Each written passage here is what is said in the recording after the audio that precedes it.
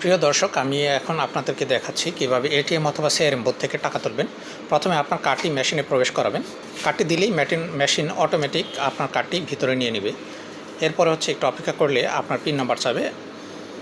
এরপর pin number দিয়ে দিবেন। কোনো মেশিনে পিন নাম্বার দেওয়ার পর এন্টার বাটন থাকে, এখানে এন্টার বাটন নেই।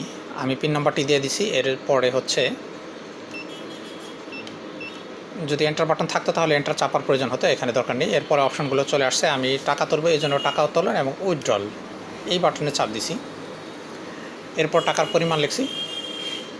দেখুন, টাকার পরিমাণের পাশে সঠিক এবং সঠিক নয় দুটি বাটন আছে। অর্থাৎ টাকার পরিমাণ যদি চেঞ্জ করতে হয় তাহলে সঠিক নয় চাপ দিয়ে আবার পরিবর্তন করতে পারবেন। সঠিক দিলে যে পরিমাণ লিখেছেন সেটি আপনার চলে আসবে। এরপরের ধাপে গেছেন। এরপরের ধাপে দেখুন আপনি লেনদেনের জন্য রসিদ চান কিনা। রসিদ আমি চাই না, এই জন্য নো দিছি। যদি আমি ইয়েস দিতাম তাহলে আমার 3 টাকা চার্জ কাটতো। এরপর ক্যাশ ড্রয়ে আপনার টাকা চলে আসবে। টাকা দেখে শুনে বুঝে নেবেন এবং যদি কোনো সমস্যা হয় তাহলে আপনার নিকটস্থ ব্রাঞ্চ অথবা ফাস্ট্যাগের যে অফিসার থাকে তাদের কাছে টাকাটি জমা দিলে তারা চেঞ্জ করে দেবে।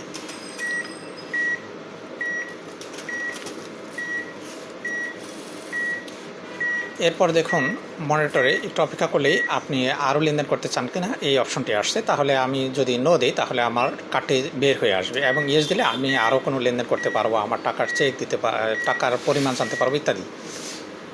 ধন্যবাদ সবাই।